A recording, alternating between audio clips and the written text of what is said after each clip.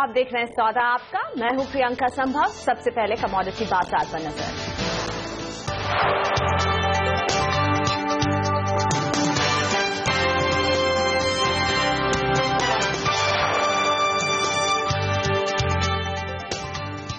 तो अमेरिका से साफ संकेत मिल रहे हैं कि फिलहाल ब्याज दर बढ़ने की कोई उम्मीद नहीं है। फेड की पिछली बैठक के ब्यौरे में ये साफ हो गया है। ज्यादातर सदस्य ब्याज दरों में बढ़ोतरी के पक्ष में नहीं है। सिर्फ एक सदस्य ने दरें बढ़ने के पक्ष में राय दी है। ऐसे में सोने का दाम पिछले एक महीने की ऊंचाई पर पहुंच गया है। कॉमेक्स पर $1140 के पास है सोना। चांदी में भी बढ़त पर कारोबार हो रहा है। अमेरिका में भंडार बढ़ने से कच्चे तेल में तेज गिरावट देखने को मिल रही है। नाइमेक्स पर क्रूड का दाम पिछले 6.5 साल के निचले स्तर को छू रहा है। इसमें $40 के पास कारोबार हो रहा है। ब्रेंट भी $47 के नीचे है, जो पिछले 7 महीने का निचला स्तर है। इस बीच सिटी ग्रुप ने कच्चे तेल पर अनुमान घटा दिया है। बैंक के मुताबिक WTI क्रूड का दाम $32 तक भी गिर सकता है। तो एक नजर डालते हैं कि किस तरह से खुल रहे हैं भारतीय कमोडिटी बाजार। गोल्ड का भाव तेजी के साथ 26,200 पर गोल्ड नजर आ रहा है। हरे निशान पर कारोबार कर रहा है गोल्ड। चांदी की बात करें तो 35,808 रुपए पर तेजी के साथ कारोबार। गोल्ड और सिल्वर दोनों महीनों में तेजी लौटते हुए देख रहे हैं, लेकिन क्रूड, क्योंकि अंतर्राष्ट्रीय बाजारों में क्रूड में हम जो नरमी देख रहे हैं वही भारतीय बाजार में है। 2,697 का स्तर क्रूड पर नजर आ रहा है। लाल निशान के साथ कारोबार हो रहा है। नेचुरल गैस भी नीचे की तरफ 177 रुपए के भाव के साथ आज भारतीय बाजार में खुल रहा है। इसके अलावा कॉपर में तेजी आती हुई 328.40 पर कॉपर की ओपनिंग हो रही है आज के बाजार में। कुछ और मेटल्स पर नजर डालते हैं। निकल कमजोर 676 रुपए के साथ लाल निशान पर कारोबार कर रहा है। निकल। एल्यूमिनियम में तेजी 100 रुपए 60 पैसे के साथ ओपन हो रहा है एल्यूमिनियम। तो मेटल पैक में हम बहुत ही मिला जुला रुझान देख रहे हैं। और लेड भी देखिए आज तेजी के साथ खुलते हुए 111 रुपए 5 पैसे का भाव लेड में दिख रहा है। जिंक भी तेजी के साथ 116 रुपए 95 पैसे पर जिंक है। सोया का भाव आपकी स्क्रीन पर 3,438। सोया ऑयल में दबाव 585 रुपए पर सोया ऑयल की ओपनिंग हो रही है आज इंडेक्स पर। और मस्टर्ड सीड भी दबाव के साथ ही खुल रहे हैं 4,157 का स्तर। चने में भी दबाव है 4,742 के स्तर पर चना खुल रहा है। जीरा भी दबाव के साथ 15,955 के भाव पर। और इसी के साथ हमारे साथ जुड़ गए हैं कोटक कमोडिटीज के अरविंद प्रसाद। Good morning Arvind.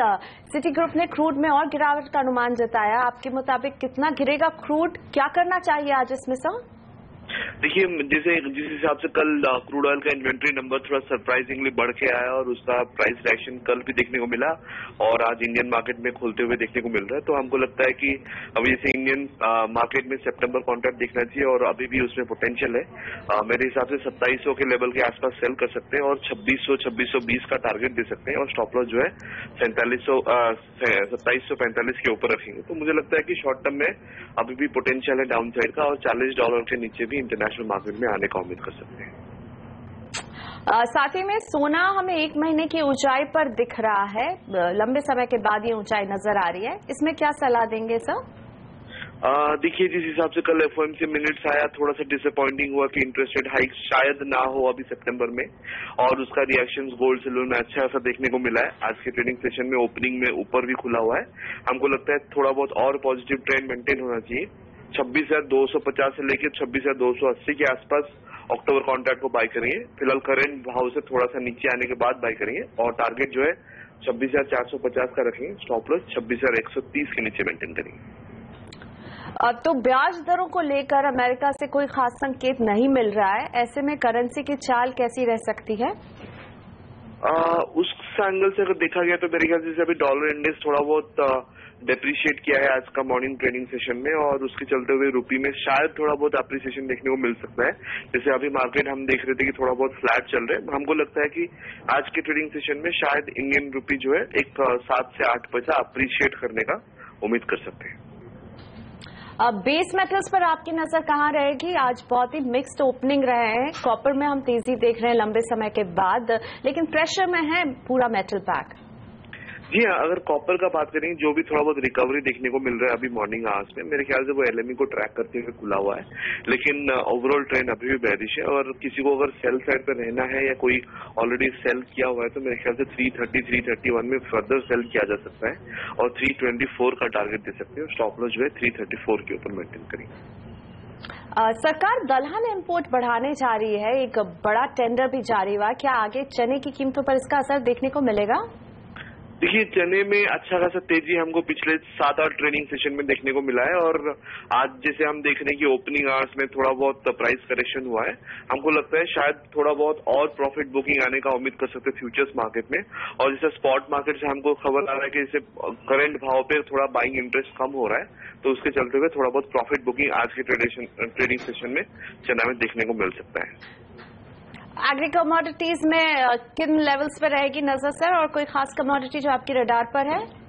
जी हाँ, मेरे ख्याल से सोयाबीन जो उसका ब्रॉड फंडामेंटल्स अभी भी बेरिश है, उसको अक्टूबर कॉन्ट्रैक्ट को सेल किया जा सकता है। थोड़ा पुल बैक में 3140, 3145 के आसपास सोयाबीन अक्टूबर को सेल करेंगे। 3080 से लेके 3070 का टारगेट देंगे और स्टॉप लॉस जो है 3185 के ऊपर मेंटेन करेंगे। थैंक यू मिस्टर प्रसाद हमारे साथ जुड़ने के लिए। अरविंद प्रसाद थे हमारे साथ, वीपी रिसर्च कोटक कमोडिटीज के। बाजार खुलते ही किन लेवल्स पर रखनी चाहिए नजर और किन खबरों का रहेगा असर कमोडिटी बाजार पर, हमसे बातचीत करते हुए।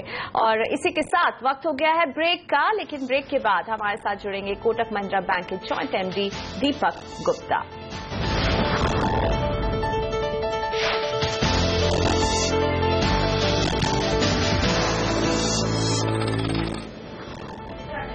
Welcome back. आप देख रहे हैं सौदा आपका। बाजार पर एक नजर डालते हैं। बहुत ही वॉलेटाइल ट्रेडिंग सेशन के बीच दबाव नजर आ रहा है हमें। सेंसेक्स और निफ्टी दोनों ही दबाव के साथ कारोबार कर रहे हैं। सेंसेक्स में करीब 80 अंकों की गिरावट देखने को मिल रही है।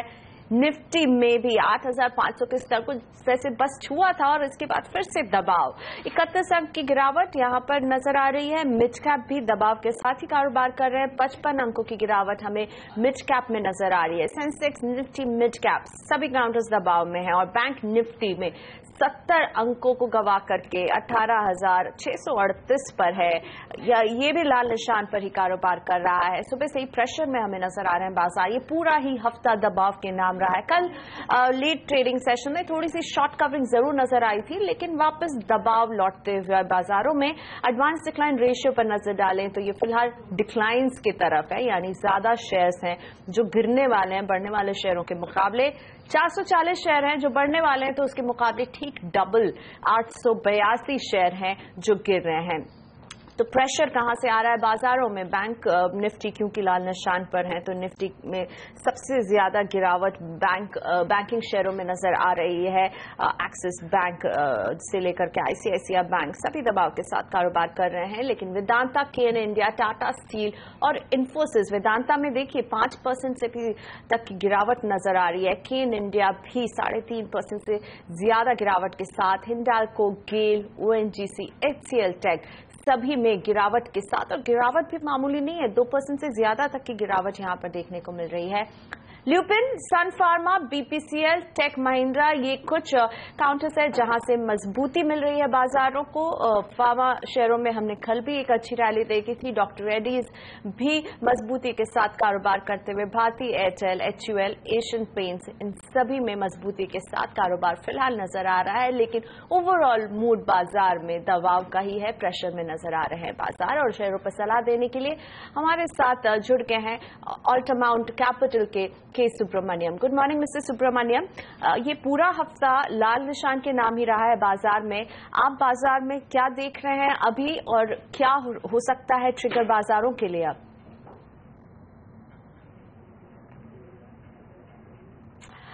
माफ कीजिएगा सुब्रमण्यम जी से हमारा संपर्क फिलहाल टूट गया है, लेकिन बाजार पर एक नजर डालिए। कल से ही निफ्टी 8,500 के स्तर से जैसे फ्लर्ट कर रहा हो, छूने की कोशिश कर रहा है, लेकिन वहां पहुंच नहीं पा रहा, और पहुंच भी जाता है तो उसे मेंटेन करने में, सस्टेन करने में कामयाब साबित नहीं हो रहा है।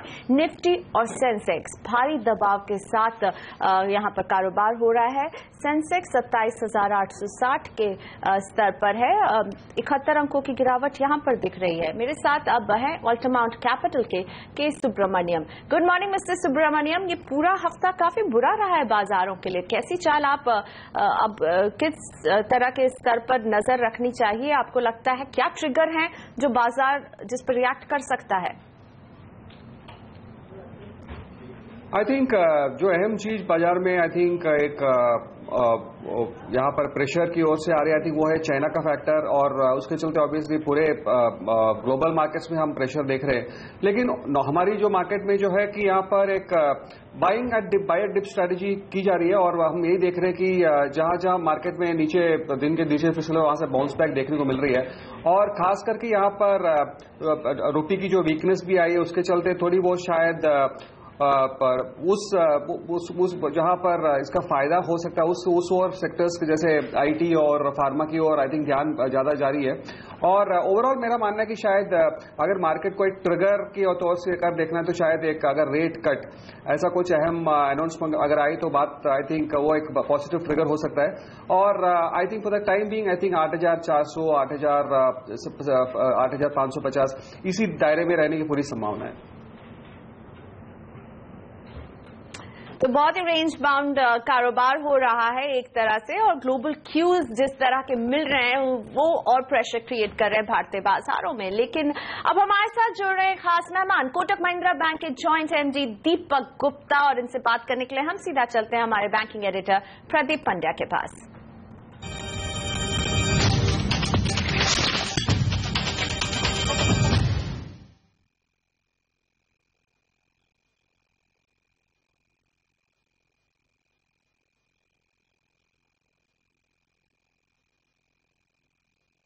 बैंकिंग देते हैं, आपका बैंक भी सारी सर्विसेज देता है। ऐसा क्या है जो आप पेमेंट बैंक के तौर पे इस जॉइंट वेंचर में कर पाएंगे जो अभी आप नहीं कर पाते? नहीं, इस समय तो पेमेंट बैंक में हम खाली इन्वेस्टर हैं, स्ट्रेटेजिक इन्वेस्टर हैं। हमारा शेयर करीब 20% रहेगा एयरटेल मनी में। पर क्या होता है कि अभी जो कस्टमर सेगमेंट को हम रीच आउट कर पाते हैं as a bank, commercial bank, आज हम बेसिकली अपने ब्रांचों से ही रीच आउट करते हैं, और ब्रांच सब जगह पूरे देश भर में इतनी सारी तो नहीं है कि सब जगह पहुंच पाए। मोबाइल अगर आप देखिए, मोबाइल गांव-गांव में आज है, और इस मोबाइल के जरिए अगर पेमेंट बैंक के थ्रू हम गांव-गांव में अगर पहुंचना चाहते हैं तो ये ट्रेडिशनल बैंक ब्रांच के हिसाब से नहीं हो पाता। इसके लिए पेमेंट बैंक की जरूरत है, क्योंकि आप अगर देखिए हमारे पास आज कुल मिला के करीब 50 लाख कस्टमर होंगे। आप मोबाइल कंपनी देखिए जैसे भारती है, भारती के पास करीब 22-23 करोड़ कस्टमर्स हैं। तो बहुत ही ज्यादा रीच मोबाइल कंपनियों की होती है, और अगर हम उन कस्टमर्स के पास अल्टीमेटली जाना चाहते हैं तो ये पेमेंट बैंक के थ्रू ही हो सकता है, नॉर्मल ट्रेडिशनल बेसिस पे नहीं हो पाएगा। आप ये कह रहे हैं कि एक शायद कंज्यूमर एक्विजिशन की एक स्ट्रैटेजी है। इस पूरे प्रोसेस में जो पेमेंट बैंक बनेगा उसमें कोटक महिंद्रा बैंक की क्या भूमिका होगी? क्या एक बैंकिंग बैकबोन आप इसको प्रोवाइड कर रहे होंगे? क्या आप ऐसे मौके देखते हैं कि जो कस्टमर वहां पे ट्रांजैक्शन के लिए आते हैं वो इवेंचुअली एक फुल फ्लेज्ड आपके कस्टमर हो सके, क्रॉस सेलिंग होगी? किस तरह की अपॉर्चुनिटी आप देखते हैं?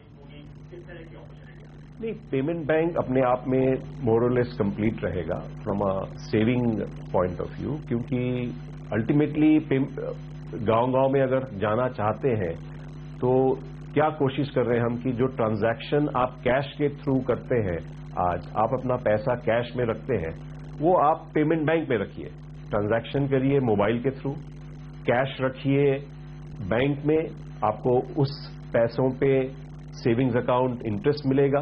आज कैश में रखा आपने पैसा तो कोई इंटरेस्ट नहीं मिला, या आपके गांव के पास में जो ब्रांच होगी वो 50 किलोमीटर दूर होगी, 25 किलोमीटर दूर होगी, आप जा नहीं सकते वहां तक। पर आपके गांव का ही जो दुकानदार है उसके पास अगर आप अपनी कैश दे दें और वो कैश पेमेंट बैंक में चली जाए तो उतने डिपॉजिट पे आपको इंटरेस्ट मिल सकता है। आज मैं कोटक बैंक से ये सब नहीं कर पाता, क्योंकि सबसे पहले वो जगह पहुंच ही नहीं पाते हम, क्योंकि कस्टमर इतनी दूर है और कस्टमर यूज्ड है कि कैश से ट्रांजैक्ट कर सकता हूं मैं। अगर उसको मोबाइल से ट्रांजैक्ट करना है तो वो कस्टमर पहले अक्वायर करना पड़ेगा, मगर मोबाइल कंपनियों के पास वो कस्टमर ऑलरेडी है। अभी ये कस्टमर एक बार पेमेंट बैंक का कस्टमर हो गया तो पेमेंट बैंक सिर्फ खाली ट्रांजैक्शन कर सकता है, मतलब पेमेंट कर सकता है एक मोबाइल से दूसरे मोबाइल, एक कस्टमर से दूसरे मोबाइल में, या सेविंग्स डिपॉजिट ले सकता है, लेंडिंग नहीं कर सकता। आपको अगर लोन चाहिए तो पेमेंट बैंक लोन नहीं दे सकता।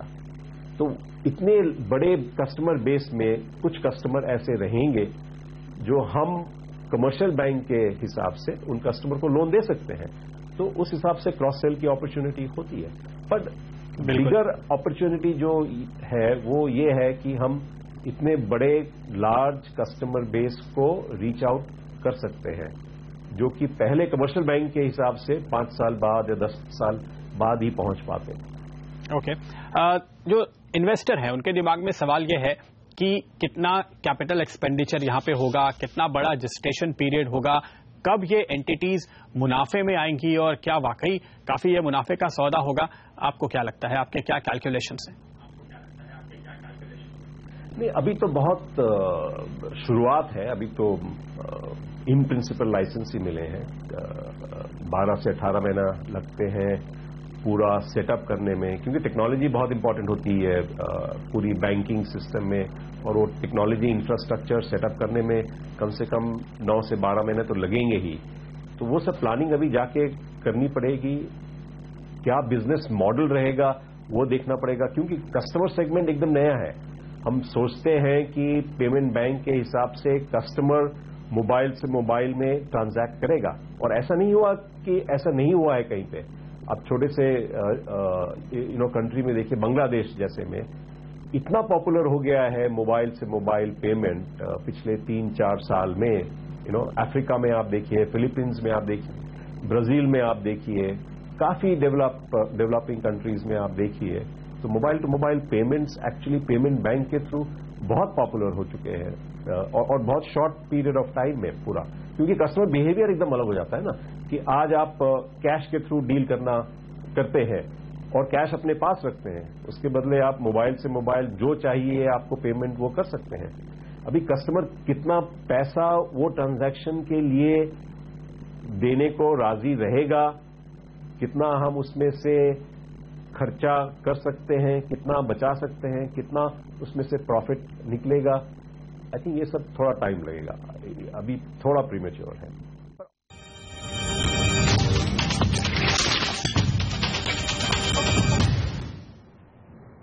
तो हमसे बात कर रहे थे कोटक महिंद्रा के Deepak Gupta. Payment bank licence है फ्लेवर ऑफ द सीजन। वक्त हो गया छोटे से ब्रेक का, लेकिन पेमेंट बैंक लाइसेंस मिला है पेटीएम को भी, और हमारे साथ इस ब्रेक के बाद जुड़ेंगे पेटीएम के फाउंडर और सीईओ विजय शेखर शर्मा।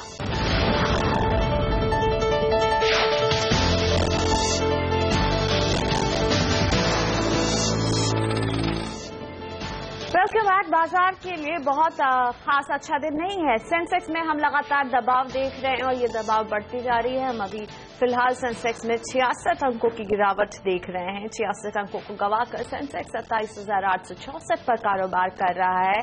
निफ्टी भी दबाव में 8,465 पर कारोबार कर रही है। 30 अंकों की गिरावट है।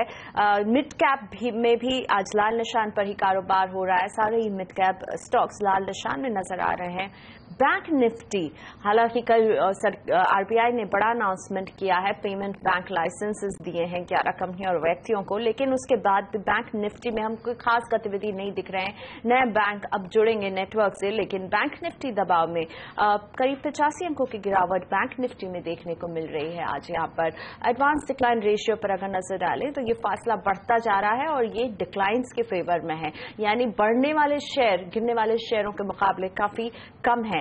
433 शेयर हैं जो बढ़ रहे हैं, लेकिन इसके मुकाबले 922 शेयर हैं जो गिर रहे हैं। और निफ्टी में अगर नजर डालें तो गिरावट ज्यादा हावी होती हुई नजर आ रही है। गिरने वाले शेयरों में नाम शामिल है वेदांता, केन इंडिया, गेल और इन्फोसिस का। मेरे साथ है अल्टामाउंट कैपिटल के सुब्रमण्यम। सर, आपसे बातचीत हो रही थी, चाइना जो है वो दबाव लगातार बना रहा है, लेकिन कल आरबीआई ने कुछ नए पेमेंट बैंकिंग लाइसेंसेस दिए हैं और इसके पहले 2 आईडीएफसी और बंधन को भी दिए जा चुके हैं। तो कुल 13 नए पेमेंट बैंक लाइसेंसेस अब दिए जा चुके हैं। आप इसको देख रहे हैं हमारे पूरे बैंकिंग फ्रेमवर्क के लिए ये कैसी खबर है? आई थिंक ज्यादातर जो फोकस आई थिंक इसका जो रहेगा, आई थिंक वो रूरल में रहेगा। अगर हम कल जो भी यहाँ पर टेक महिंद्रा के जो सीएमडी की जो यहाँ पर बयान सुने, वो उनका मानना है कि शायद ये रूरल पेनिट्रेशन और खास करके वो एम&एम फाइनेंशियल जिसका रूरल पेनिट्रेशन बहुत ही जबरदस्त है, तो उस पर निर्भर कर रहे हैं। और मेरा मानना है कि वहां पर यहाँ पर कैश ट्रांजैक्शंस जो काफी हाई वॉल्यूम्स में होते हैं, आई थिंक उसकी ओर कहीं ना कहीं इनका टारगेट है और वो शायद सिस्टम में लाएं और उसका पूरा इस्तेमाल करें। आई थिंक एक खास करके अगर आप देखें तो एक बिहेवियरल पैटर्न चेंज होना चाहिए। जैसे आप अभी थोड़ी टाइम पहले बता थे बांग्लादेश और दूसरे कंट्रीज में जहां पर यहाँ पर एक हैबिट चेंजिंग थिंग रहना चाहिए और आई थिंक वही उसी की ओर शायद। और ये जेस्टेशन पीरियड ऐसे इन्होंने बताया कि ये शायद 18 से 24 महीना तक लगेगा। और आई थिंक यहाँ पर रूरल का एक ज्यादा फोकस रहेगा और वहीं से आई थिंक यहाँ पर एक पूरा चेंज मिलेगा। चलिए, तो फाइनेंशियल इंक्लूजन की तरफ एक बड़ा कदम है, रूरल इंडिया तक पहुंचेगा बैंक। वक्त हो गया ब्रेक का। ब्रेक के बाद हमारे साथ होंगे वो कंपनी के फाउंडर और सीईओ जिन्हें मिला है पेमेंट बैंक का लाइसेंस। विजय शेखर शर्मा से बातचीत करने के लिए मेरे साथ जुड़ेंगे हमारी सहयोगी हर्षिता सावंत।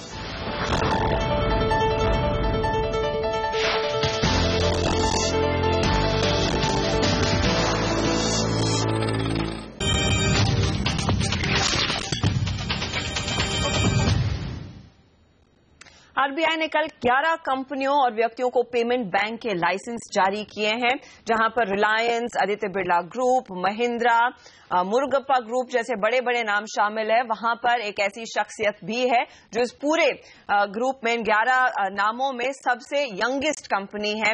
विजय शेखर शर्मा जो फाउंडर है पेटीएम के, हमारे साथ जुड़ रहे हैं। विजय, कांग्रेचुलेशंस, एक बहुत बड़ी अचीवमेंट आपके लिए। सबसे पहले मैं यही समझना चाहूंगी, इस लाइसेंस को तो आपने इंडिविजुअल कैपेसिटी में हासिल किया है, अब कॉर्पोरेट में बनने के लिए क्या कदम होगा? क्या ये पेटीएम से जुड़ेगा या फिर आपको एक नई कंपनी फॉर्म करनी पड़ेगी?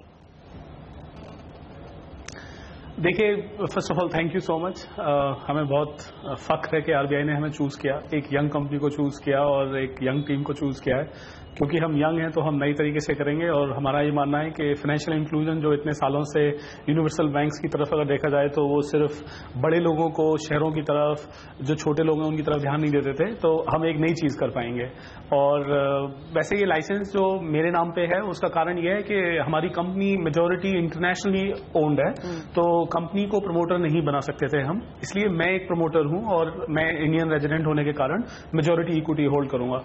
बट अल्टीमेटली ये पेटीएम पेमेंट बैंक के लिए ही एप्लीकेशन थी और पेटीएम पेमेंट बैंक ही हम बनाएंगे इसके द्वारा। ये एक कंपनी का ही पार्ट है। और मोबाइल के द्वारा जो हमने देखा है, अभी कस्टमर्स हमारे ट्रांजैक्शन करते हैं, पेमेंट का ट्रांजैक्शन करते हैं, देखते हैं आगे डिपॉजिट्स और लोन्स उनकी तरफ कैसे हम फाइनेंशियल सर्विसेज की तरफ कैसे बढ़ते हैं। जी, पेमेंट बैंक की जो बेसिक गाइडलाइंस है कि 1 लाख तक का डिपॉजिट कर सकते हैं, आप कुछ स्पेसिफिक सेवाएं मुहैया करा पाएंगे, तो क्या इरादा होगा? क्योंकि मोबाइल वॉलेट में आपने एक बहुत बड़ा कस्टमर बेस हासिल कर लिया है, 10 करोड़ लोगों का, और क्या सेवाएं देंगे और कितना फिर और कस्टमर बेस बढ़ेगा? देखिए, अगर देखा जाए, सबसे पहले आरबीआई का मानना ऐसा है कि हमें उस कस्टमर के पास जाना चाहिए जो कस्टमर अभी बैंकिंग इकोसिस्टम द्वारा सर्व नहीं करा जा रहा। और उस कस्टमर को अगर हम देखें तो वो लोअर स्टार्टर कस्टमर है, जिसके पास 1 लाख रुपए तक का डिपॉजिट होना अपने आप में एक अच्छी बात होगी।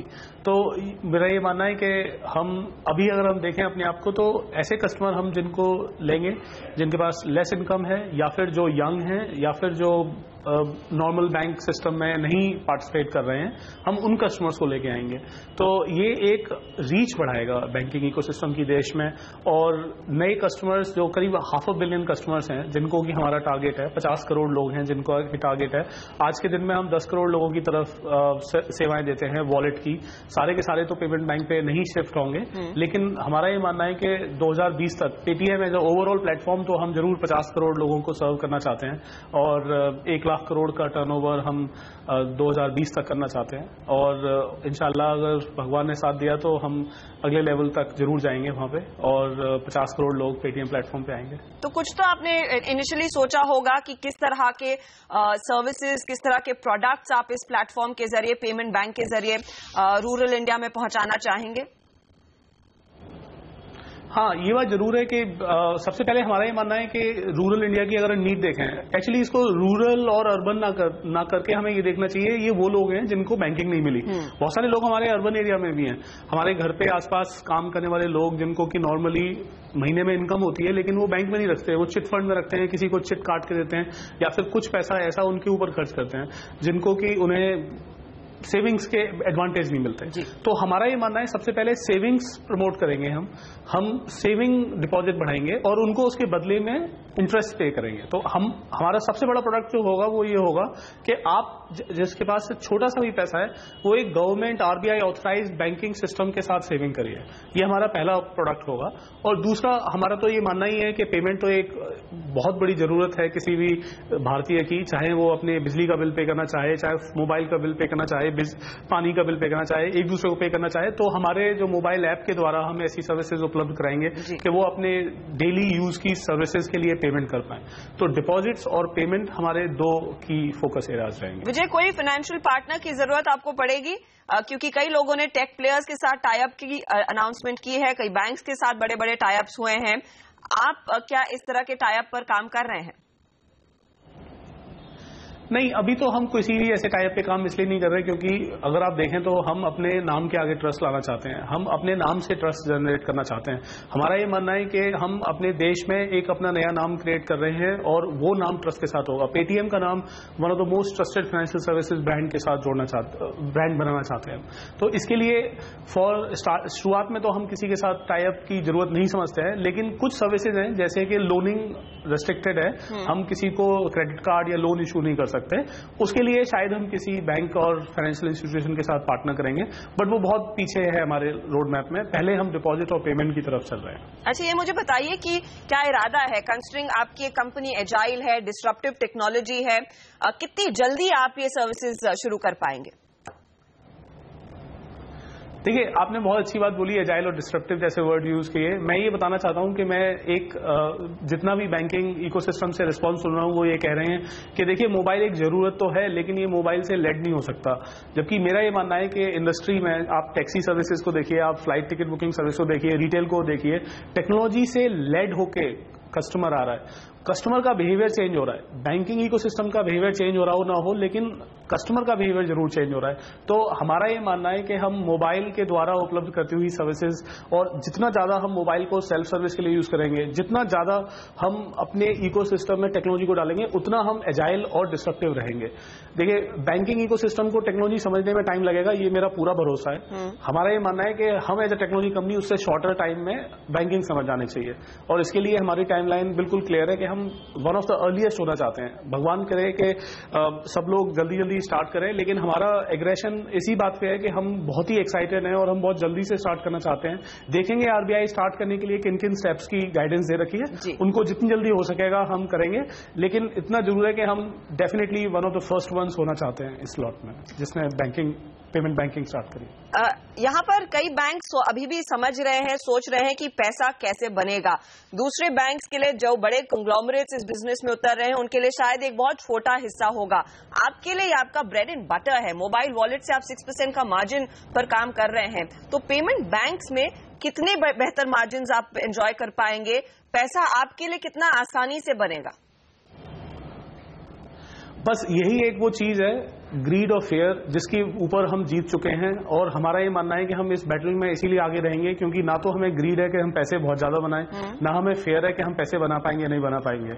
हमें ये एश्योरिटी है कि इस देश को ये इसकी जरूरत है, हमारे भारत की सोसाइटी को इसकी जरूरत है, और हम एक बहुत बड़ा इंपैक्ट ला पाएंगे अगले 5 सालों के अंदर। तो इसलिए हमें ना तो इस बात की हमारे बिजनेस मॉडल में इशू है कि हम कितनी देर में ब्रेक इवन करेंगे। अगर हम आज की तरफ देखें तो हमारे पास वेल कैपिटलाइज स्टेट है, हम लोगों के खर्चे अगर आप देखें तो वो एक डिफरेंट तरीके के हैं। बैंकिंग इकोसिस्टम हमेशा एक डिफरेंट लेवल पे कंजर्वेटिव रहा है, और हम आते हैं कॉमर्स ऑनलाइन टेक्नोलॉजी बैकग्राउंड से, जहां पे फ्रंट लोडेड कॉस्ट होना बहुत नॉर्मल माना जाता है। मतलब अगर आप बात करें तो मतलब 2-4 हजार करोड़ रुपए के खर्चे पहले 2 साल में हो जाना बहुत ही कॉमन माना जाता है टेक्नोलॉजी बिजनेस में, क्योंकि ये सारी कंपनियां बाद में फिर कैश रिच और फ्री कैश जनरेट करती हैं। तो मेरा ये मानना है कि ग्रीड और फेयर जो एक लिमिटेशन है उनकी, उसको हम ओवरकम कर चुके हैं। और इसके अलावा हमें, क्योंकि 6% मार्जिन आपने बताया वॉलेट बिजनेस में हम एग्रीगेटेड कंबाइंड लेवल पे लीड कर पाते हैं, हमें कोई इशू नहीं है कि ये मार्जिन एग्जिस्ट करे या ना करे। हम अपने को ये क्लियर रखकर चल रहे हैं कि हमें एक देश के लिए फाइनेंशियल इंक्लूजन, सोसाइटी के लिए, भारत के लिए एक नई कस्टमर बेस जिसके पास कोई भी फाइनेंशियल सर्विस नहीं पहुंचती, उनको लाना है। तो अपना तो प्लान बहुत ही क्लियर है कि ये मुझे नहीं लगता कि हम दूसरे बैंकों से कम्पीट करेंगे जो ये कह रहे हैं कि इसमें पैसे नहीं बनेंगे, या बड़े उद्योगपति जिनका मानना है कि इसमें पैसे नहीं बनेंगे, उसका प्लान है। हमारे लिए कस्टमर रिलेशनशिप है, हमारे लिए कस्टमर ट्रस्ट है, हम इसमें ट्रस्ट अर्न करेंगे, और हमारे लिए वो एक बहुत बड़ी अर्निंग होगी। विजय, ये समझाइए, क्योंकि ये लाइसेंस आपको मिला है और पेटीएम के ज्यादा जो ओनरशिप है वो फॉरेन इन्वेस्टर्स के हाथ में है, तो क्या आप वो वीसी का पैसा इस पेमेंट बैंक में लगा पाएंगे, या फिर इस पर आपको और क्लैरिटी की जरूरत होगी गोइंग डेज में? नहीं, हमने आरबीआई को अपना कैपिटलाइजेशन प्लान बहुत ही क्लियरली दिया हुआ है, और इसमें हम टोटली, हमें जहां तक पेमेंट बैंक की जरूरत है उसके हमने जो फॉरवर्ड प्लान्स दिए, उनके कैश इन प्लान भी दिए हुए हैं कि कैसे हम उनको मनी को रेज कर रहे हैं। आरबीआई ने उनको रिव्यू करा है as a part of the process. So हमें इसके लिए एक्स्ट्रा सेपरेट मनी रेज करने की जरूरत नहीं है, और हम ये बहुत ही क्लियर हैं कि इसको हम अपने इंटरनल अक्रूवल्स और इंटरनल करेंटली जो हमने मनी रेज कर रखी है उसी के बेसिस पे चला रहे हैं। ना हमें एक्स्ट्रा डेट रेज करना है, ना हमें एक्स्ट्रा इक्विटी रेज करनी है। एज अ कंपनी तो हमारे पास जीरो डेट एनीवेज है। जी, 80,000 वेंडर्स के साथ पेटीएम आज काम कर रहा है। क्या आप इस प्लेटफॉर्म को आसानी से लीवरेज करेंगे? क्या ये आपके इनफैक्ट ये मर्चेंट्स पेमेंट बैंक में एक बहुत बड़ा रोल प्ले करने वाले हैं, विजय? जी बिल्कुल, ये बहुत ही बड़ी अच्छी एक अपॉर्चुनिटी होगी देश के वो छोटे छोटे दुकानदार और रेडी चलाने वाले लोग, और जो बहुत ही कम तरीके से कोई भी फाइनेंशियल सर्विसेज उनके पास नहीं पहुंचती। मतलब मेरा तो ये मानना है इस देश में आप 6,000 करोड़ का लोन रेज कर सकते हैं, लेकिन 60,000 और 6 लाख रुपए का लोन आपको नहीं मिलेगा। ये इस देश की अपनी बड़ी अमेजिंग बात है। तो हम तो सीरियसली ये मानते हैं कि ये जो छोटे दुकानदार, छोटे और ये जो बड़े बड़े देशों के इस देश के बड़े बड़े जो दुकानदार हैं, उनके बीच का जो गैप है वो इसीलिए है कि कोई आदमी उनको लोन नहीं दे पाता, उनको फाइनेंशियल सर्विसेज नहीं दे पाता। तो पेटीएम का प्लेटफॉर्म की खास बात यह है कि हमारे पास एक साइड में कॉमर्स बिजनेस भी है, जिसमें कि अगर आप अच्छी तरीके से कस्टमर के साथ व्यवहार करते हुए अच्छा सारा बिजनेस कर रहे हैं, उसके बेसिस पे हम आपको hopefully loans and advances underwrite कर पाएंगे। ऑल्दो हम नहीं दे पाएंगे क्योंकि हमारे को अलाउड नहीं है अभी लोन इशू करना, बट हम उनको अंडरराइट करके किसी फाइनेंशियल इंस्टीट्यूशन से आपको लोन और कैश एडवांस और बिल डिस्काउंटिंग, ये सारी सेवाएं उपलब्ध करा पाएंगे छोटे दुकानदारों के लिए भी। तो अच्छी बात यह है कि छोटे उद्यमी जो बहुत ही छोटा उनको अमाउंट चाहिए, 1 लाख, 5 लाख, 10 लाख रुपए, उनके लिए हम एक बिजनेस नया मॉडल ला पाएंगे। बहुत बहुत शुक्रिया, प्लेजर स्पीकिंग टू यू विजय, और ऑल द वेरी बेस्ट इस पेमेंट बैंक लाइसेंस के लिए। विजय शेखर शर्मा, फाउंडर और सीईओ पेटीएम के, कहते हुए 18 महीने से पहले उनकी कोशिश होगी वो पेमेंट बैंक की सेवाएं अपने कस्टमर्स तक मुहैया कराने की। इसी के साथ हम लेंगे एक छोटा सा ब्रेक, लेकिन आप बने रहिए सीएनबीसी आवाज के साथ।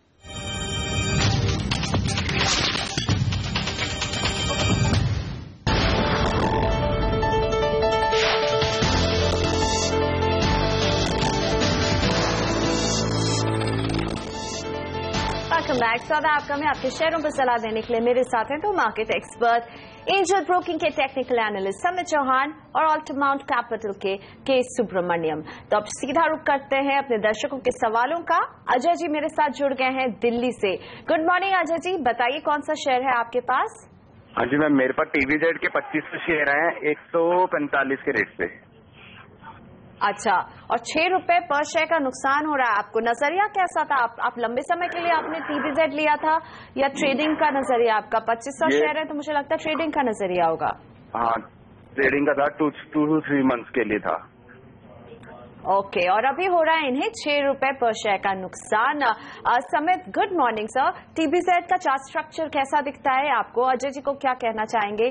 6 रुपए के नुकसान पर हैं। Good morning Priyanka. देखिए, अगर लास्ट 2 से 3 महीने की इसकी प्राइस एक्शन देखिए तो एक 28 जुलाई के उसमें एक स्पॉट आई थी वॉल्यूम के साथ। उसके बाद ये स्टॉक क्लियरली अंडर परफॉर्म किया है। 165, 164 का एक हाई बनाने के बाद स्टॉक ने एक ग्रेजुअल स्लाइड दी हुई है। फिलहाल तो ये कंसोलिडेशन मोड में है और एक 135, 134 के आसपास इसका एक मेजर सपोर्ट है। तो अगर स्टॉक इसके नीचे जाता है तो डेफिनेटली इसमें से एग्जिट करना चाहिए। तो एक 133 का फिलहाल तो एक स्टॉप लॉस मान के चलना चाहिए और इसमें बने रहना चाहिए। इसमें थोड़ा वॉल्यूम लैकिंग है। जब तक ये वॉल्यूम का पार्टिसिपेशन नहीं आएगा इसमें प्राइस एक्शन में कुछ हम बड़ी एक्सटेंशन नहीं देखेंगे ऊपर की तरफ। तो फिलहाल तो एक 133 का स्टॉप लॉस मान के इसमें बने रहना चाहिए। ऊपर की तरफ 155, 150 का एक इमीडिएट हर्डल होगा, उसके ऊपर ही इसमें स्ट्रेंथ दिख सकती है। तो ध्यान रखें अजय जी, 133 रुपए का स्टॉप लॉस आपको समित सुझा रहे हैं और इसको जरूर आप अपनाइए और इसे अपनाकर होल्ड कीजिए। अनीश जी का सवाल कोल्हापुर से आया है जो जानना चाहते हैं अल्काली मेटल्स में क्या करें। 600 शेयर हैं, 52 रुपए इनकी खरीद का भाव रहा है और आगे इन्हें क्या करना चाहिए? 1 साल के टाइम फ्रेम तक ये इसमें रह सकते हैं। 6 रुपए 40 पैसे के नुकसान पर अभी फिलहाल हैं। सुब्रमण्यम सर, अल्काली मेटल्स कैसी कंपनी आपको दिखती है? अगर 1 साल का नजरिया है तो क्या आप बताना चाहेंगे इस कंपनी के बारे में अनीश जी को यहाँ पर? वैसे तो ये हमारी ट्रैकिंग नहीं करते हैं, लेकिन जो भी यहाँ पर परफॉर्मेंस के लिहाज से जो भी हमने देखे आई थिंक थोड़ी बहुत आई थिंक लास्ट क्वार्टर में प्रेशर में थी। और तो मेरा मानना है कि शायद यहाँ पर एक प्रॉफिट बुकिंग करके यहाँ पर जो भी यहाँ इनका कॉस्ट प्राइस है इसके आसपास ट्रेडिंग करा तो वो आई थिंक एक बार इसमें से आई थिंक एग्जिट करें और क्योंकि विजिबिलिटी फिलहाल कुछ लगने रहा है और आई थिंक वही बेहतर स्ट्रैटेजी रहेगा। ओके, समित एक क्विक लुक दीजिए हमें इसके चार्ट स्ट्रक्चर का भी। क्या करने की आप सलाह देंगे अल्काली मेटल्स में? देखिए, इसमें क्लियरली वॉल्यूम काफी लो होते हैं, एक थिन वॉल्यूम से ये स्टॉक ट्रेड करता है। तो इसमें अगर हम विद अ ब्रॉडर व्यू भी देखें तो 62, 64 का एक मेजर हर्डल है। लास्ट 5 से 6 महीने में ये स्टॉक ये 62, 64 का लेवल क्रॉस नहीं कर पाया और वहां से हम कंटिन्यूसली सेलिंग देखते हैं। तो मेरे ख्याल से अगर कोई भी बाउंस आता है मैं सहमत रहूंगा, इसमें से एग्जिट ही करना चाहिए। जब तक स्टॉक 64, 65 का लेवल वॉल्यूम के साथ ब्रेक नहीं करता तब तक इसमें स्ट्रेंथ नहीं आएगा। लेते हैं एक छोटा सा ब्रेक यहाँ पर और ब्रेक के बाद शेयरों पर सवाल जवाब के सिलसिले को आगे बढ़ाएंगे।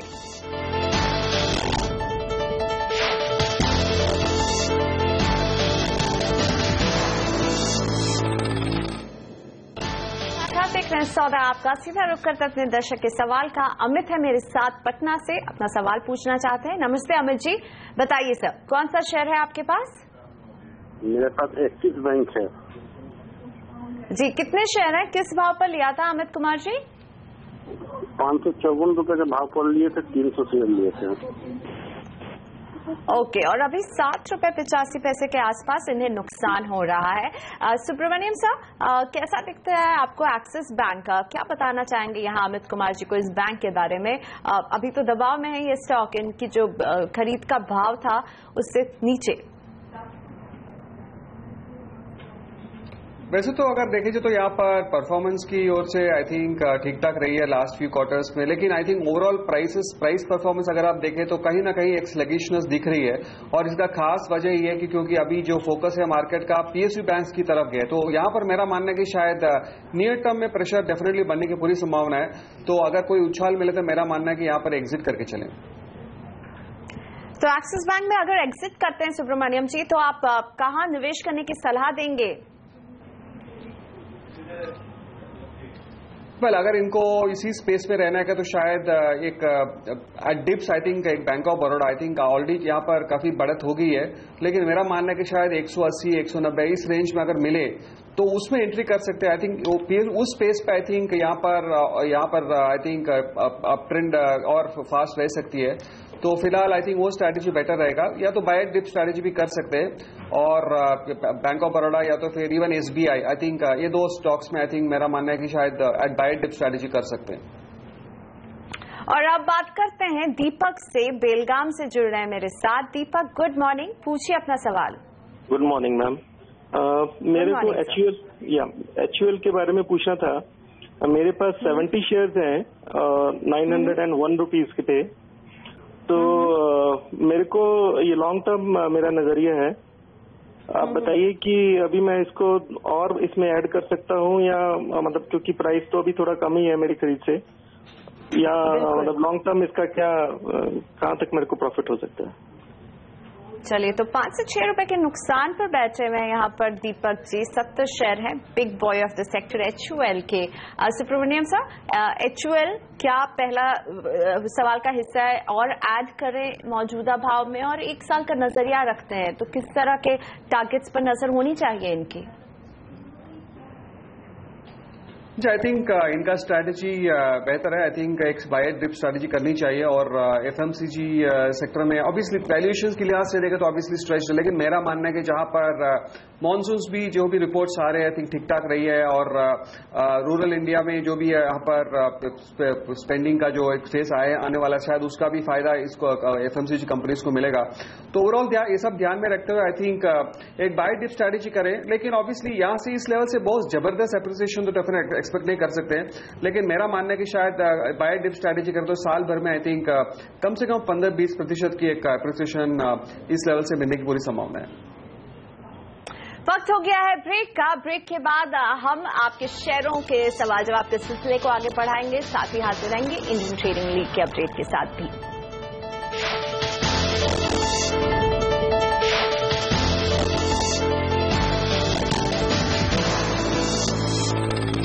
CNBC आवाज हमेशा आपको निवेश करने के लिए उत्साहित करता है। हमारा ये मानना है कि पैसा हाथ का मैल नहीं बल्कि आपके चेहरे की रौनक है। फाइनेंशियल लिटरेसी की हमारी मुहिम में हम लोगों को फाइनेंशियल सिस्टम से जोड़ने की कोशिश कर रहे हैं, और इसी मुहिम को आगे बढ़ा रहा है इंडियन ट्रेडिंग लीग। अपडेट के लिए सीधा चलते हैं सीनियर एडिटर नीरज वाजपेयी के पास और जानते हैं कौन है आगे कौन है पीछे इस कॉम्पिटिशन में।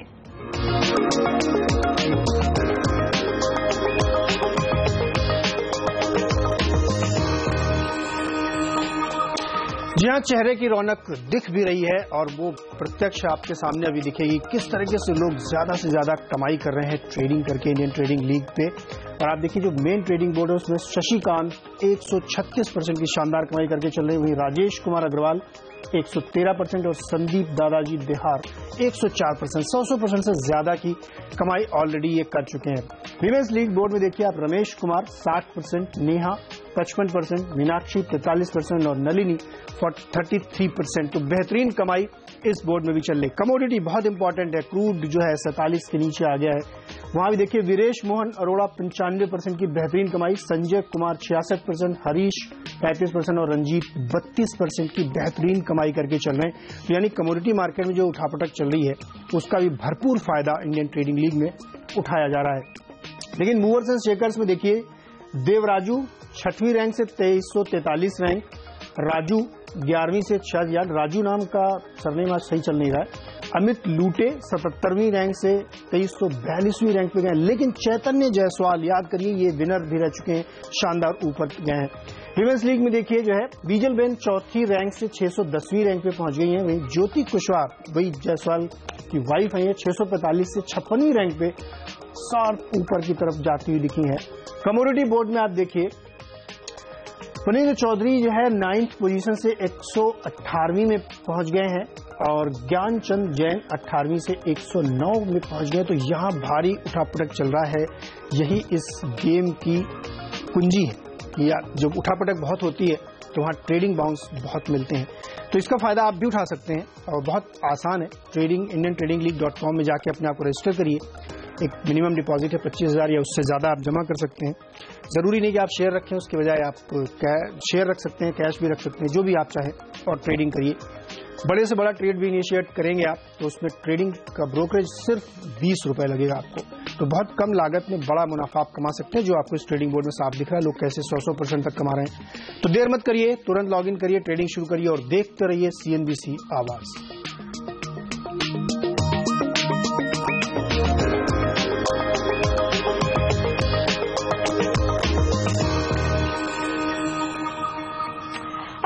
रुख करते हैं आपके सवालों का और महेश जी मेरे साथ जुड़ गए हैं अलवर से, जानना चाहते हैं अपने शेयर्स के बारे में। महेश जी गुड मॉर्निंग, बताइए सर कौन सा शेयर है आपके पास? अच्छा मैडम, मेरे पास J&K बैंक के हैं अपने 130 रुपए के हिसाब से। J&K बैंक जी जी J&K bank, Jammu and Kashmir bank के, और SBI के हैं अपने 295 रुपए के हिसाब से। ओके। और इनके बारे में मैं पूछना चाहता हूँ कि क्या इनकी आगे वो रहेगी, अपने भविष्य कैसा है और किस हिसाब से अपना इनका वो रहेगा? ओके, दोनों में ही नुकसान हो रहा है।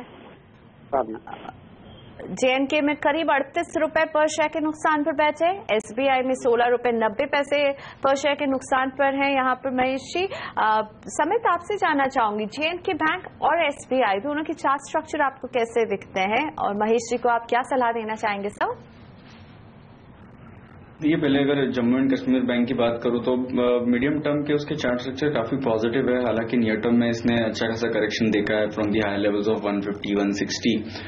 लास्ट 3 से 4 महीने से ये स्टॉक कंसल्ट हो रहा है, एक रेंज बन चुकी है 115 to 90 रुपीज। वो रेंज में ही वो ट्रेड हो रहा है विथ लो वॉल्यूम। तो जब तक ये वॉल्यूम पिक नहीं होते और ये 115 का ऊपर का स्तर क्रॉस नहीं करता है तब तक इसकी साइडवेज ट्रेंड है वो कंटिन्यू रहेगी। फिलहाल तो ये इसके इंपॉर्टेंट सपोर्ट के आसपास चल रहा है, तो मेरे ख्याल से 90 रुपीज के नीचे एक स्ट्रिक्ट स्टॉप लॉस मेंटेन करना चाहिए और इसमें बने रहना चाहिए।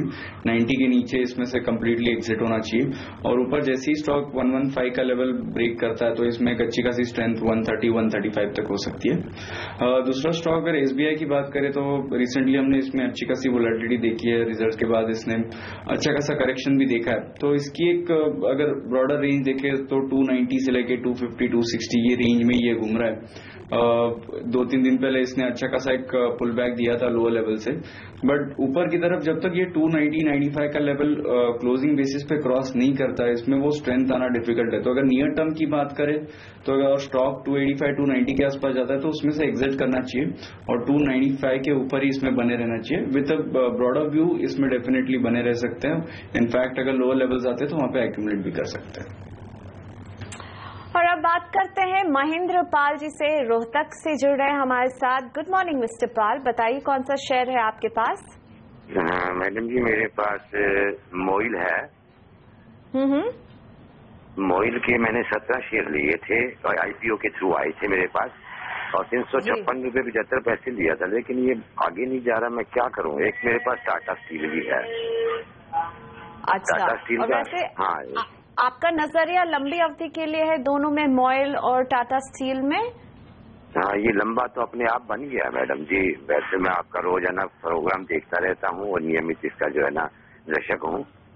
और अच्छा, तो ये लंबा बन गया, आपको लग रहा था जब मुनाफा होगा तब निकलेंगे, लेकिन वो पॉइंट आया ही नहीं दोनों में। आया ही नहीं। मैं हाँ जी। ओके, सो सुब्रमण्यम सर, क्या आप जवाब देना चाहेंगे महेंद्र पाल जी को? मोइल है, IPO के थ्रू इन्हें अलॉट हुआ था 356 के भाव पर, नुकसान हो रहा है इन्हें मोइल में। टाटा स्टील में इन्होंने अपनी खरीद का भाव तो नहीं बताया, लेकिन इनकी बातों से क्लियर है कि इन्हें नुकसान पर ये बैठे हुए हैं। अब क्या स्ट्रैटेजी होनी चाहिए इन दोनों में आपको लगता है?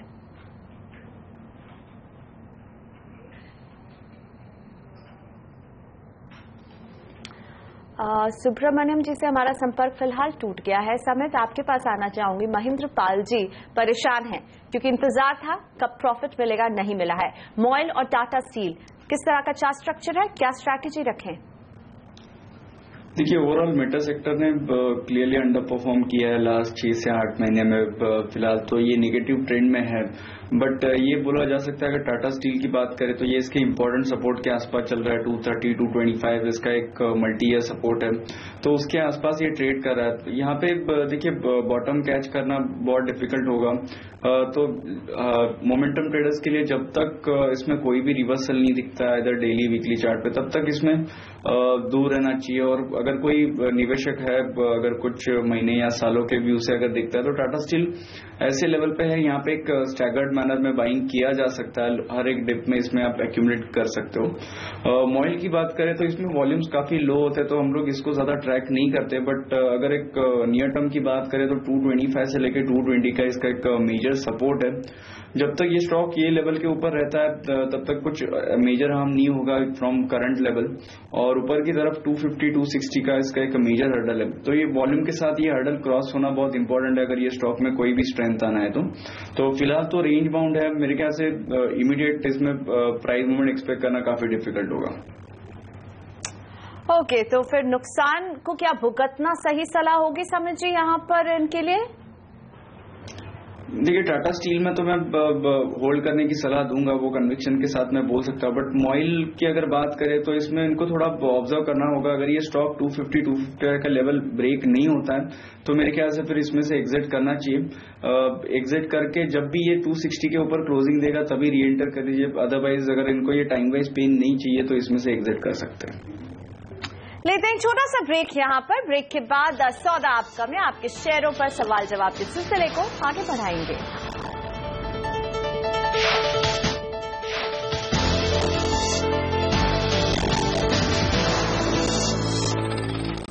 सौदा आपका में शेयरों पर सवाल जवाब के सिलसिले को आगे बढ़ाते हैं। अनिल जी हैं मेरे साथ सूरत से। गुड मॉर्निंग अनिल जी, पूछिए अपना सवाल। नमस्कार, मेरे पास सेंचुरी प्लाईबोर्ड के 125 शेयर 205 में है, उसको अभी क्या करे? सेल कर दे, होल्ड रखे या एवरेज करे? कुछ स्टॉप लॉस रेट बताता।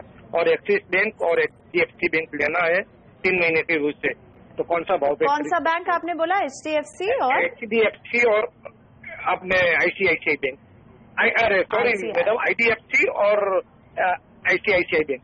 और एक्सिस बैंक भी है मेरे पास 595 पे 100 शेयर, उसमें भी क्या करें? ओके, बहुत सारे सवाल, लेकिन बैंक का सेक्टर आपको पसंद है। पर पहले सेंचुरी प्लाई में क्या करना चाहिए? 17 रुपए 10 पैसे पर शेयर के नुकसान पर भी हैं ये समित जी। सेंचुरी प्लाई का चार्ट स्ट्रक्चर आपको कैसा दिखता? और इसके बाद अगर आप सुन पाए हो बैंक्स में ये जानना चाहते हैं कि IDFC और ICICI बैंक में क्या एंटर करें? एक्सिस बैंक इनके पास पहले से ही है, क्या सलाह देना चाहेंगे इन्हें? शुरुआत करते हैं सेंचुरी प्लाई से सवाल।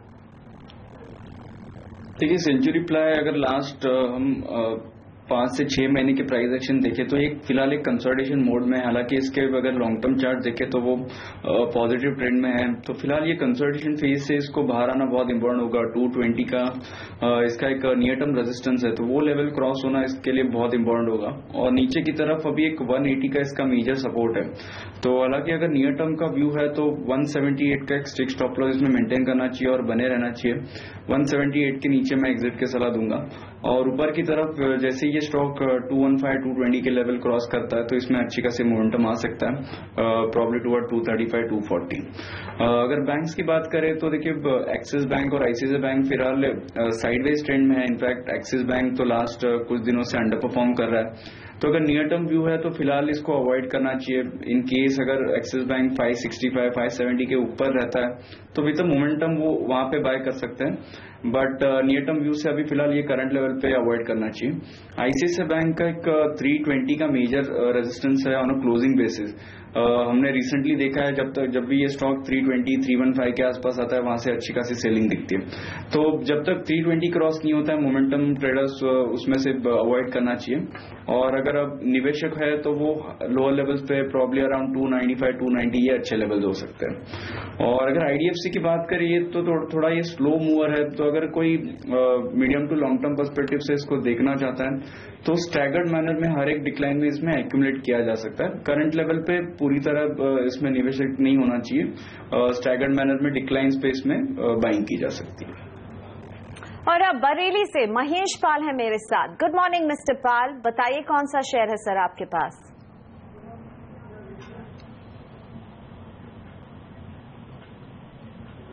महेश पाल जी, क्या आप तक मेरी आवाज पहुंच रही है? तो पूछिए अपना सवाल।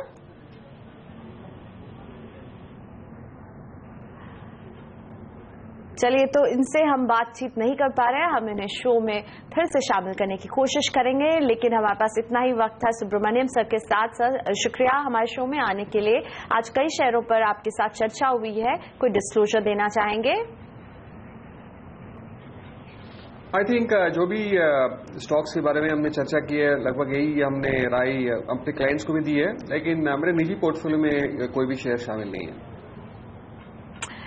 थैंक यू सर, हमारे शो में आने के लिए। के सुब्रमण्यम साहब हमें इजाजत ले रहे हैं, लेकिन हमारे साथ अभी भी समित चौहान बने हुए हैं, क्योंकि ब्रेक के बाद हम उनसे लेंगे स्टॉक्स फटाफट में फटाफट जवाब। आपके स्टॉक्स में क्या करना चाहिए आपको?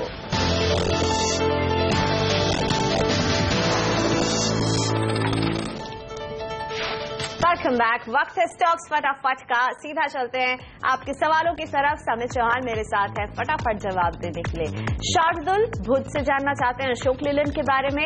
800 शेयर 55 रुपए में खरीदा था, क्या करना चाहिए अशोक लेलैंड में? देखिए, अशोक लेलैंड की बात करें तो यस डेफिनेटली ये एक आउट परफॉर्मिंग स्टॉक है। वैसे मार्केट में भी ये न्यू हाइज बनाते जा रहा है, तो डेफिनेटली इसमें एक स्ट्रेंथ इंडिकेट करता है। इनकी कॉस्ट भी काफी नीचे की लेवल के है, तो मेरे ख्याल से अगर ये medium to long term perspective से रहना चाहते हैं तो इसमें बने रह सकते हैं।